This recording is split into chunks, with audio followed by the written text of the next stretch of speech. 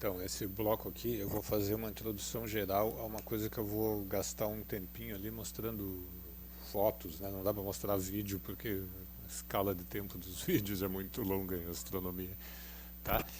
Nós vamos sempre tentar compreender as estrelas através do diagrama HR. Então a gente pensa assim, isso aqui é luminosidade, isso é temperatura, e a questão é, o que que tem no diagrama HR para a gente ver e entender? A primeiríssima coisa que mais chama atenção são esses bichos aqui que a gente chamou de sequência principal, que tem a maioria das estrelas, tá? A gente vê que, dependendo, quando a gente olha para aglomerados, principalmente, a gente vê que a sequência principal pode não estar completa, né? Então, lembram que isso aqui, a gente pode botar um eixo X lá em cima, que tem essas divisões aqui dos tipos espectrais. Esse eu não fiz muito, tive que dar uma apertadinha ali no final, tá? Tipo espectral das estrelas, com essas letras que não fazem muito sentido, mas a gente sabe que vai do azul para o vermelho, tá? Essas estrelas aqui são quentes e azuis, o que é óbvio, e são massivas, o que não é tão óbvio. E o que é menos óbvio ainda é que elas duram pouco. Enquanto que essas aqui são frias, pouco luminosas, o que é óbvio, são pouca massa, o que não é óbvio, e menos óbvio ainda que elas duram muito mais tempo. A gente vê, vou fazer uma coisa meio grosso modo aqui, depois a gente vai olhar isso com mais calma. A gente vê aqui um negócio que se chama gigantes vermelhas, eu botei em inglês, azar, tá? E as super gigantes vermelhas, uns aglomerados de estrelas aqui. E quando a gente olha nos aglomerados, aglomerado de estrela de verdade, a gente vê que tem uma linha mais ou menos assim, tá? As estrelas saem da sequência principal e fazem esse caminho aqui. Nós vamos tentar entender esse caminho ao longo desse traço aqui, tá? Isso aqui desaparece. Se olhar só um aglomerado X, não vai ter nenhuma dessas estrelas aqui e vai ter aquela sequência lá. Outra coisa que a gente vê no diagrama HR é uma sequência mais ou menos paralela à sequência principal, que são umas estrelas que são bem parecidas. Se a gente olhar aqui, ó, essa e essa, elas são bem parecidas. Se eu olhar, vão ter a mesma cor, o espectro é mais ou menos igual, porque a temperatura é mais ou menos igual, então o corpo negro em geral tem a mesma cara. As linhas no espectro nessa aqui são mais largas e mais profundas que aquelas lá. Mas fora isso, não tem muita diferença assim à primeira vista. Mas olha só, quando a gente consegue medir a distância dessa e dessa, a gente vê que essas aqui são muito luminosas e essas são pouco luminosas. Vamos voltar à nossa expressão da luminosidade, a lei de Stefan Boltzmann. A área da estrela vezes a temperatura da estrela na quarta potência. Então aqui vocês veem um negócio que a gente fez um videozinho lá mais para trás, que é, eu consigo saber o raio da estrela, né? Então olha só comparando essas duas aqui, uma bem luminosa, uma pouco luminosa, a temperatura das duas é igual, então é óbvio que aquela que está lá é grande e a que está aqui é pequena, tá? Por isso que essas estrelinhas aqui são chamadas de anãs, porque elas são pequenininhas. Essas estrelas, elas têm a massa comparável à massa do Sol, porém o raio comparável ao raio da Terra. Tá? Então são estrelas super densas que são o estágio final da evolução das estrelas. Eu vou falar mais disso depois de mostrar essas fotos e tal que eu vou mostrar para vocês. Então, como é que a gente entende a sequência principal, né? A gente falou ali que durante a sequência principal eu tenho a fusão nuclear. E é essa fusão nuclear que dá à estrela energia para ela ficar um tempão fazendo esse processo e se manter brilhando como o Sol há 5 bilhões de anos e outras estrelas com todo o seu esplendor, né? Com todo o seu brilho, e esse negócio dura um tempão. Tá? Graças a isso é que a gente vê muito mais dessas estrelas. Então, eu só queria agora falar de duas coisinhas que são super importantes, que eu comentei na aula ao vivo outro dia, que é o seguinte, né? Quanto mais a gente vê de um determinado tipo de estrela, é sinal que mais tempo ela dura. Foi aquele exemplo que eu dei da população humana, né? Vamos pensar em termos simples. As pessoas duram 100 anos, tá? Para ficar a conta redonda. As pessoas duram 100 anos. E vocês descem numa nave que tem 5 minutos para passar pela Terra, e a nave vai tirar foto da gente na rua, espia para dentro das casas e tal, daí depois vocês vão embora e olham aquelas fotos. Aí vocês vão ver nas fotos, ou nos videozinhos que fizeram, que 1% da população humana anda de 4 patas, né, engatinha. Fariam isso.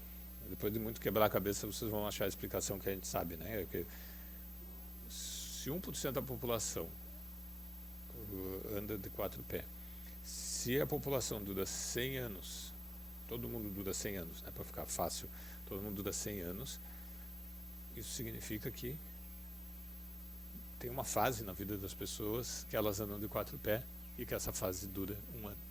Tá? Você pensa que isso é fácil, né? O cara diz, as crianças são jovens e tal, mas se vocês não tivessem formação prévia nenhuma, se vocês vêm numa civilização onde a vida funciona de forma completamente diferente, vocês não iam saber quem que é novo, quem que é velho, mas vocês iam saber que deve ter uma fase que dura pouco, que dura esse 1 ano e que anda em 4 patas. Isso também só vale, até do jeito mais simples, todo mundo dura 100 anos, e se a taxa de reposição da população hoje é igual ao que era antes, ou seja, se hoje está nascendo X crianças por ano, há 100 anos atrás também nasciam X crianças por ano e tudo mais, tem que se manter constante. Então isso é uma das coisas que a gente sempre leva em consideração questões astronômicas, assim, tu vai tirar uma foto, é igual aos invasores extraterrestres. A gente não tem tempo de ficar ali olhando e ver, aquelas estrelas que estavam assim, agora ficaram assim. Então a gente olha a população e tem que pensar. Uma outra coisa que a gente pode fazer é olhar populações diferentes, certo? Então eu posso olhar diferentes aglomerados de estrelas, ver qual é a diferença de um para o outro e tudo mais. Mas eu não posso ver o tempo passar. Tá? Isso faz um papel bem importante, inclusive quando a gente for falar um pouquinho dessa linha aqui, ó. Eu não vejo uma estrela sair da sequência principal e andando nessa faixa aqui, virar gigante vermelha e depois super gigante vermelha. Eu vejo diferentes estrelas ocuparem diferentes pontos dessa faixa e imagino que as que estão aqui saíram daqui há mais tempo e as que estão aqui saíram daqui há menos tempo, mas eu não estou vendo uma estrela fazer isso.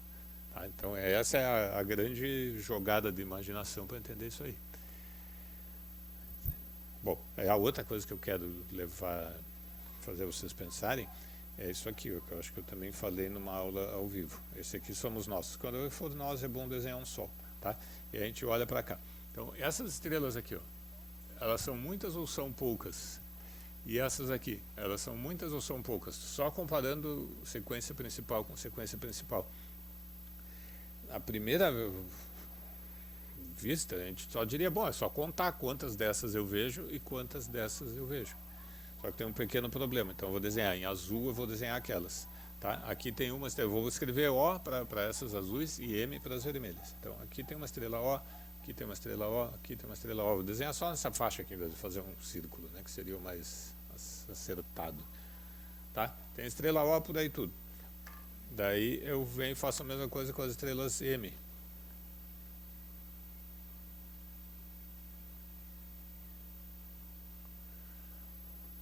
Pronto, acabaram as estrelas M. E eu fiz um negócio que ficou um pouco ruim aqui, então eu vou fazer um pouquinho mais de estrela O. Na verdade está meio errado, mas para fazer o meu ponto aqui, ó. Olhando aqui, eu posso dizer, tem mais estrelas O do que estrelas M. Por quê? Porque eu contei mais estrelas O do que eu contei estrelas M. Se eu não soubesse a distância que essas estrelas estão, eu me enganaria facilmente e pensar, existe muito mais estrela azul quente e luminosa do que existem estrelas vermelhas, frias. Tá? Mas por que eu cheguei a essa conclusão? Porque as frias eu só enxergo até uma certa distância e as quentes eu enxergo muito mais longe. Então eu vou ter uma contagem enganosa, pensando que existem mais daquelas ali. Então, em vez de comparar o número absoluto das estrelas brilhantes com o número absoluto das estrelas fracas, das vermelhas, eu tenho que comparar a densidade de estrelas azuis. Então eu tenho que pensar assim, quantas estrelas eu tenho, contar todas, e aí dividir pelo volume. Né? Isso aqui teria que ser um volume, é uma esfera, assim, até a distância máxima que eu enxergo. Então eu tenho que pensar que isso aqui é o volume onde eu contei essas estrelas. Então isso é 4π vezes a distância máxima que essas estrelas estão ao cubo, certo? E fazer a mesma coisa para as vermelhas. O ρ vai ser igual ao número de vermelhas dividido por 4/3 de π, a distância máxima das vermelhas ao cubo. E ao fazer isso eu vou me dar conta que existem muito mais das vermelhas do que das azuis. Tá? É só depois que eu fizer isso que eu posso ter certeza que as vermelhas são mais abundantes. Então isso aí também é uma das razões pelas quais eu vejo muito mais dessas aqui do que dessas. Tá? Porque essas aqui também duram muito tempo. Então essas aqui, elas vão durar para sempre, na verdade. Uma vez que elas são formadas, elas só vão esfriar, esfriar, esfriar, esfriar, esfriar. Então, para saber se o número dessas aqui é igual àquelas lá, ou se é maior, eu tenho que fazer essa conta aqui, levando em conta que esses bichos aqui são do tamanho da Terra e aqueles do tamanho do Sol. Só para exercitar o cérebro de vocês, quantas vezes mais brilhante essa aqui é em relação a essa? O fluxo é... Eu não queria escrever o fluxo, eu queria escrever a luminosidade. A luminosidade da sequência principal é 4π r ao quadrado, sequência principal, vezes sigma t na quarta. E a luminosidade da anã branca é 4π raio da anã branca ao quadrado, sigma t na quarta. Por que eu não botei índice no t? Porque eu estou falando de duas estrelas na mesma posição no eixo X aqui nesse meu diagrama, então a mesma temperatura. Tá? Então essa estrela aqui, ó, quantas vezes mais brilhante uma vai ser em relação à outra? É só dividir, né, uma luminosidade pela outra, e vocês já veem que isso aí vai depender do quê? Do quadrado do raio. A luminosidade da estrela na sequência principal dividido pela luminosidade da estrela anã branca é igual a o raio da estrela na sequência principal dividido pelo raio da anã branca ao quadrado. Na verdade a gente sabe o raio das anãs brancas fazendo isso que eu falei, né? Mas vamos só fazer de cabeça aqui, ó. O raio do Sol é 700 mil quilômetros, mais ou menos, da Terra é 7 mil quilômetros. Então, 700 por 7 é 100. 100 ao quadrado é 10 mil, ou seja, 10 na quarta. Tá? Essas estrelas aqui são 10 na 4 vezes mais brilhantes do que as outras. E eu deixo como exercício aqui, para quem quer aprender a escala de magnitude, calcular quantas magnitudes de diferença tem a sequência principal em relação às anãs brancas.